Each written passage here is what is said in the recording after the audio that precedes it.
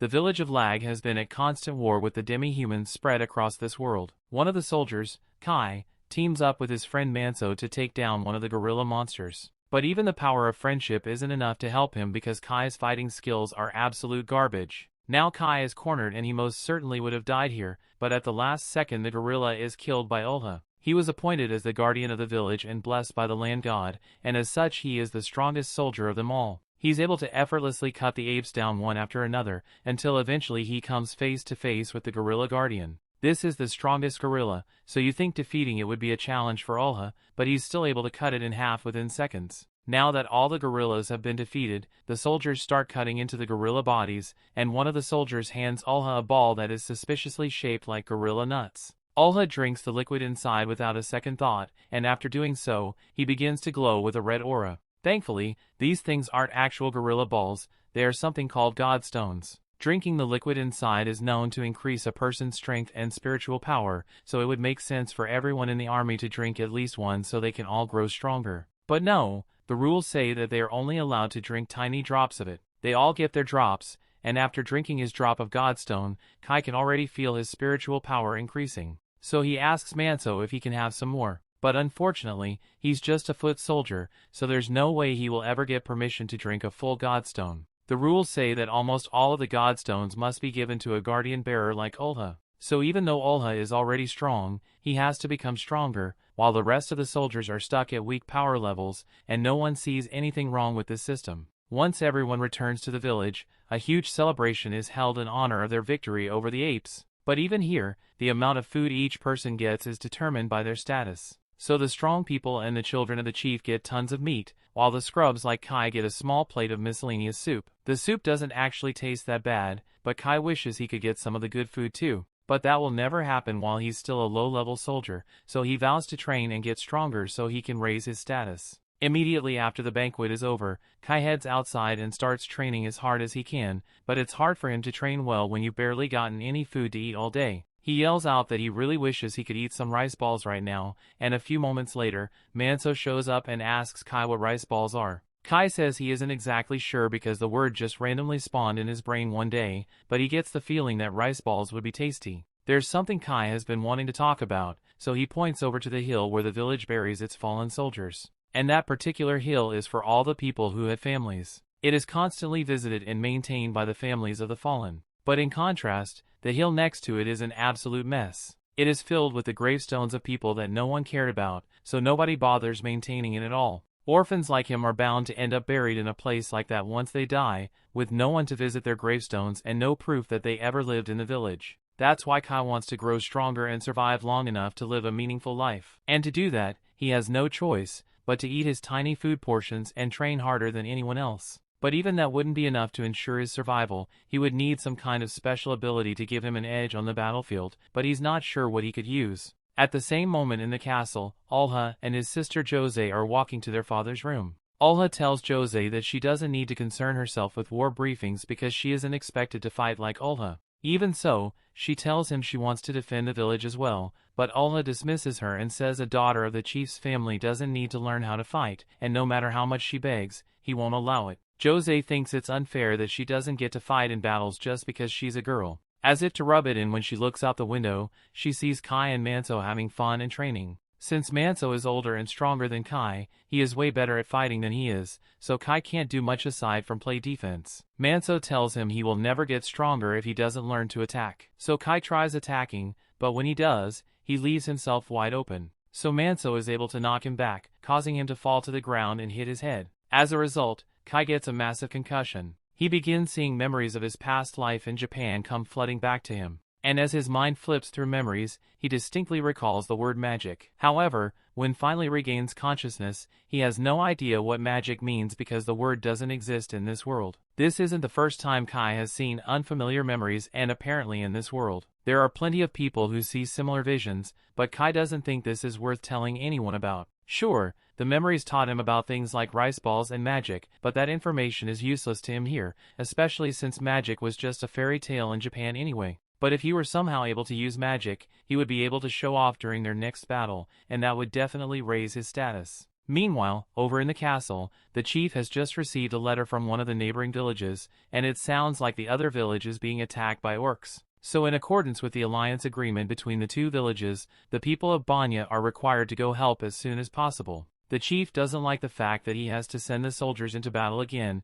even though they have barely gotten the chance to rest and recover from the battle against the apes. But Olha tells him that it is a soldier's duty to be marched around and to die for the village, so they don't have any right to complain. However, the chief reminds him that the soldiers are still a part of the village as well, so he shouldn't treat them as disposable pawns. Back in the barracks, Kai is having trouble sleeping because he can't get the idea of magic out of his head. Manso can tell that something is bothering him, so he asks what's wrong. Kai tells him it's not a big deal, but he had a dream about being able to create fire out of nothing, as strange as it may sound. He fully expected Manso to tell him he sounds stupid, but surprisingly, Manso says he has heard about something similar before. He was once told a story about a strange traveler who came to the village. The man wanted to start a fire, but had no kindling on him, and normally it would be impossible to make a fire without gear. But the man simply raised his finger and created a flame from thin air. Kai is surprised to hear that there's actually a record of someone using magic, but Manso reminds him that he only heard it from an old story, so there's no guarantee that it is true. Even so, hearing that story has motivated Kai to try learning to use magic. So the next day he heads out and finds a secluded spot so he can start training. He still isn't sure how magic works, but from what he can recall, magic requires some sort of mysterious energy, and the closest thing Kai can think of would be spiritual energy, so he tries using that. He holds out his finger and commands his spiritual energy to come out as fire, but it's not that easy. He realizes that he probably needs to gather his spiritual energy, so he begins trying to circulate it through his god stones, but nothing happens, no matter how much he tries. Meanwhile, orcs have been sighted just outside the neighboring village, and they've already killed a dozen soldiers, so the rest of the soldiers assemble to fight back. The soldiers wait outside the forest to see if the orcs are still there, and as soon as they spot the orcs, they charge in. The orcs begin attacking as well, but Manso manages to stab one through the heart immediately. Kai decides to rush ahead so he can get a kill as well, but then one of the orcs throws a dead body at him and it pins Kai against a tree. The orc then walks up to him, and it is about to kill Kai, but before it does, it is shot by several arrows and is finished off by Manso. Manso yells at Kai for running ahead on his own and tells him to get back into the formation, but it looks like Kai hurt his leg when he got hit, so he can't walk on his own anymore. Meanwhile, Olha is decimating the orcs, and once they realize he's way too strong for them to beat, they all start retreating and Olha refuses to let them get away, so he ditches all the other soldiers and chases after the orcs. That pretty much leaves them to deal with the remaining orcs on their own, and considering how hard it is for them to fight the orcs on their own, the soldiers are cooked. The squad leader orders all the soldiers to run and scatter so most of them can survive. But with Kai's injured leg, he and Manso have no chance of escaping the orc. Kai doesn't want to drag his friends down with him, so he stops Manso and tells him to go on without him. Manso doesn't want to leave Kai behind, but he knows he has no choice, so he apologizes and promises to visit his grave. Manso then runs off in one direction and Kai hobbles away in the other direction. He knows he is hopelessly outmatched, but he refuses to give up on his life. So when he hears the orc approaching, he tries to cast fire magic to defend himself, but it still doesn't work. A few moments later, the orc throws his blade at Kai, and it strikes his shoulder, severely wounding Kai. But on the bright side, the near-death experience makes sparks fly out of Kai's fingers, so maybe he really can use magic. But he might not live long enough to figure that out because the orc runs out of the bushes and starts strangling Kai. Just then, Kai notices the sparks coming from his finger, and he realizes what it means. So he points his hand at the orc's face, and with every bit of willpower he has left, he summons flames to burn it to death. The orc screams out in pain, and Kai manages to break free from its grip as a result. The orc eventually collapses from all the damage it suffered, and Kai is proud of himself for finally defeating a monster on his own. But there's just one problem: his hand is still on fire. He starts frantically trying to put the flames out, but a few moments later he begins to pass out because the fire is using up all of his spiritual energy. If he doesn't stop it soon, he's going to die from spiritual energy exhaustion, so he needs to think of something fast. All he needs to do is think of his spiritual energy as a dam that he opened when he used the fire magic. So to stop the fire, all he needs to do is stay calm and close the dam. But it's really harder for him to stay calm because the orc is still alive and it is walking towards him. Kai eventually manages to stop the flow of his spiritual energy, but the orc has already gotten to him and can still barely move, so it picks him up and starts walking. However, it hasn't killed him yet, so Kai figures out that the orc must be blind from all the fire that it took to the face, and it doesn't realize that Kai is still alive. Kai doesn't want to die, but he knows there's no chance of surviving with the current state of his body, so he at least wants to take the orc down with him. So as the orc walks next to a cliff, Kai slashes it across the chest and both of them fall into the river below. The story continues. We see Kai somehow manages to survive the fall and drags himself out of the water with his knife, but he is still dangerously low on spiritual energy, so he needs to act quickly if he wants to survive. He spots the orc's body nearby and this time is definitely dead, so he uses his knife to cut into it and pulls out the orc's godstone. Drinking the godstone liquid should help him regain his spiritual energy, so Kai doesn't hesitate and swallows the entire thing. As the spiritual energy begins flowing into him, Kai is already starting to feel better, so he lays down by a tree to rest. And now that he has a moment to think about it, he realizes that this is the first time he has ever drunk a full godstone before. His spiritual energy won't be an issue anymore. However, the wound on his shoulder is bleeding a lot, so he is convinced that he is still going to die out here. But on the bright side, at least he gets to die while looking at such a pretty sunset. Back in the village, all the soldiers have returned from battle and are getting ready to celebrate their victory over the orcs, but Manso isn't in a good mood right now. One of the other soldiers sees Manso looking depressed, so he comes over and tells him to just be happy instead. Just then, he notices that Kai isn't around, and he thinks it's weird since Manso and Kai are usually always together. It takes a few seconds, but it eventually clicks, and the guy realizes that Kai must have died. But instead of comforting Manso, he tells him to just get over it since Kai was worthless anyway. Kai spends the night passed out under the tree, and by the time he wakes up in the morning, he's surprised to see that he didn't die after all. In fact, he feels better than ever before. His broken leg has healed, and the cut on his shoulder has also sealed up too. He's happy with how things turned out, but he's also a bit confused because drinking a godstone shouldn't be enough to heal such severe wounds overnight. Kai thinks it might have something to do with the wall behind him, so he takes a look and realizes that it's a stone with a bunch of inscriptions on it. He tries to get a look at the inscriptions, but there's too much ivy in the way, so Kai uses his fire magic to burn it all up. However, his power is way stronger than it was before, so Kai gets blasted across the valley. While he is getting back on his feet, he takes a look at his reflection in the water, and he is shocked to see that there's a divine crest on his face now. He knows this is the sign of a guardian bearer, but a few moments later the tattoos fade, so he assumes he was just imagining things. He walks back over to the stone so he can take a proper look at the inscriptions, but those words are in a language he doesn't understand, so he gives up and plans to start heading back to his village. He finds a cliff face that looks climbable, so he starts grabbing the rocks to escape, but for a split second, his divine crest appears again and he accidentally crushes the rock he was holding onto. He falls back into the valley and initially he thinks the rock must have been weak, but then he grabs another rock and he is easily able to crush this one as well. He realizes that he must have gotten a major power boost from drinking the godstone and Kai is really happy about it. But while he is celebrating, he hears a voice telling him to go and he doesn't want to find out where it came from, so he starts climbing the cliff at full speed. Once he gets to the top, he is amazed by how easy that was, and he is even more excited about his new strength than he was before. But he wonders if this is really the power of God's protection.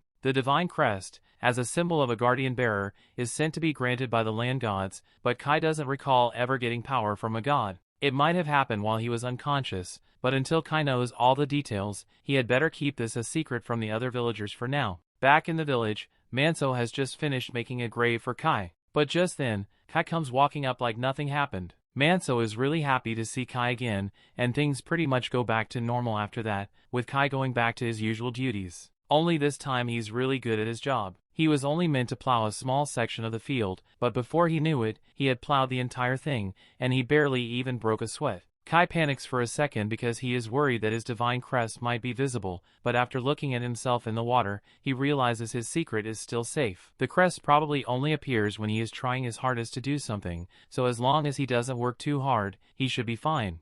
The others ask him if something happened because he seems way stronger than before and Kai can't think of an excuse, so he just admits that he drank the godstone of the orc he killed. The others are shocked to hear that since regular soldiers like them don't get to drink full godstones, but since Kai was injured and about to die, he had no choice. In fact, on his way back to the village, he had to drink the godstones of almost 40 orcs that he came across on the battlefield. So the others now understand why Kai is so strong, and Manso congratulates him for making it back alive. Meanwhile, one of the village women, Elsa, is spending a lot of time staring at Kai, so her friends start teasing her over it. At the same time, over in the village, Princess Jose goes over to the storage house to meet with the inventory checker. He tells her that he has finished preparing all the grave offerings, so she can depart for the grave cleaning whenever she wishes. Early the next morning, Kai is out practicing with his fire magic, and it has definitely gotten stronger since last time. But while he was doing this, Jose walks up and asks him to explain himself because he looks pretty suspicious right now. Kai can't disobey a direct order from the princess,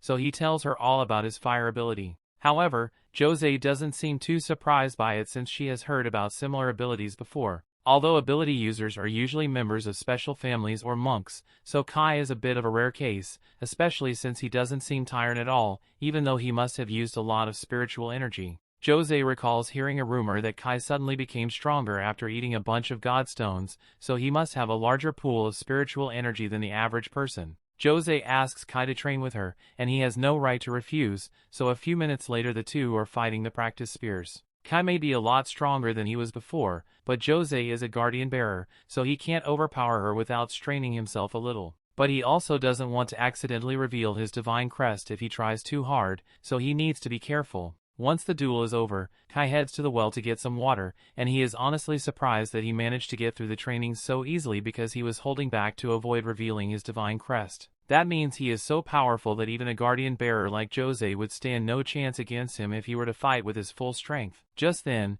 Jose asks him to bring her some water as well, so Kai rushes back over to her, and while she's washing her face, he asks her if all guardian bearers are equally strong. Jose tells him that she's actually one of the weaker ones because her father and brother are much stronger than she is. The strength of a guardian bearer depends on the protection of their land god, but the guardian bearer must also train on their own to get stronger. And when it comes to training, Jose is severely lacking. Technically, she doesn't need to train because women aren't required to fight in this village. However, as a guardian bearer, she has a duty to protect the people of this village in battle, so she needs to get stronger as well. Besides, the duty of a guardian bearer isn't just to win battles. Kai is confused, but before he can ask her to explain, a rooster makes the morning wake-up call and Jose technically isn't supposed to be out here, so she has to get back to the castle before she is seen. Before she leaves, Kai asks her if she can explain what she meant when she said guardian bearers do more than just win battles. She has grown fond of Kai, so she would like to explain it to him, but it's against the rules. So instead she asks him if he would like to accompany her on her monthly grave cleaning duty. Her land god is enshrined in the Ida village, so she will make the necessary arrangements for Kai to come, and once they are there, she will be able to explain everything. Kai agrees to return, so a few days later, Jose along with Kai and a few other soldiers head for the Ida village. They were assigned to protect Jose in case anything happened because this place is ape territory, but the guys find it a little odd that they were randomly chosen to escort Jose when different squad usually handles it. One of the soldiers in Kai's squad heard a rumor that Jose personally requested for Kai to accompany her, which is why the entire unit got assigned to the job. He asks Kai if it's true, and Kai is about to confirm it, but Manso interrupts him mid-sentence and tells the others to leave Kai alone because there's no way the princess knows who he is. Eventually they arrive at the Ida village, and to Kai's surprise is nothing but a pile of ruins. The village was overrun by monsters years ago, and as a result the villagers were forced to abandon it. But there's still a gravestone here, and it is their duty to maintain it in the name of the land god. Although the power of the land god of this village has dwindled so much that the land is already completely barren. Just then, Jose comes over and says she wants to take a look around the village if she needs a guard to accompany her. The man immediately offers to escort Jose, but she tells him she actually wants Kai to do it instead. Kai and Jose start walking around the village, and when they get to a small flower garden, Jose kneels down and starts praying. Kai wants to ask what she's doing, but she needs absolute silence, so she tells him to stay quiet. Red aura suddenly begins to pour out of Jose's body onto the flowers, and when she is done, she explains that she was simply praying for the land god's grace to gather here. This is a job that only guardian bearers bound to a land god can do, but since this village was abandoned, her land god's spirit has grown very weak, which is part of the reason why she isn't as strong as her brother or her father. And while the village of Lag is able to grow tons of good crops, thanks to her father's strength, she's barely able to maintain this little flower garden with her power. For this reason, Jose's father has never neglected his training, because if he were to let himself grow weak, then it would be the end of Lag village as a whole. While land gods do grant power to the guardian bearers, that power is dependent on how strong the individual is, which is why all the guardian bearers have to train and drink a ton of godstones. Kai and Jose eventually return to the rest of the group, and it's time for them to clean the gravestone. So they all head down into the ruins while a few soldiers stay behind to stand guard. While Kai and Jose are cleaning the gravestone, he takes a close look at it, and he realizes it's the same thing as that stone he saw in the valley. And when he touches the inscription on this one, all the words are automatically translated in his head. The inscription mentions the name of the land god that this gravestone belongs to, so Kai goes around to the other side to read more, but for some reason he can't read this part of the text. He can understand the individual words like pact and temple, but the words don't form a complete sentence, so he has no idea what it's supposed to mean. Jose notices Kai talking to himself, so she asks him if something happened. Kai is about to say something, but then gets caught off guard by Jose's cleavage, so he looks away and stays quiet. Suddenly, soldiers come in and warn everyone their group of apes are heading this way. They all rush outside and begin hiding the grave, but before they could leave, the apes show up, so the captain orders Kai and Manso to escort Jose back to the village, while the rest of them hold the apes off. However, while Kai and the others were fleeing, 2 apes cut them off, so Manso steps up to fight them. However, the ape tramples all over the flower garden that Jose has been working so hard to protect, so in a fit of rage, she rushes out and declares that she will kill it for what it has done. The ape is initially intimidated when it sees Jose's tattoos, but she has almost zero real combat experience, so she's shaking with fear. Once the ape realizes that she's a novice, it tries to kill her, but Kai jumps in and slashes it across the chest. Kai then spots the second ape attacking Manso's group, so he grabs the axe on the floor and uses it to slash the second ape in the shoulder before jumping into the air and stabbing it in the head. Everyone is shocked that Kai was able to take the apes down so easily, but Jose is especially shocked because for a split second she saw the Guardian Bearer tattoos on Kai's face. That brings the episode to an end. Thanks for watching. Want next part? Subscribe the channel and turn on notification bell.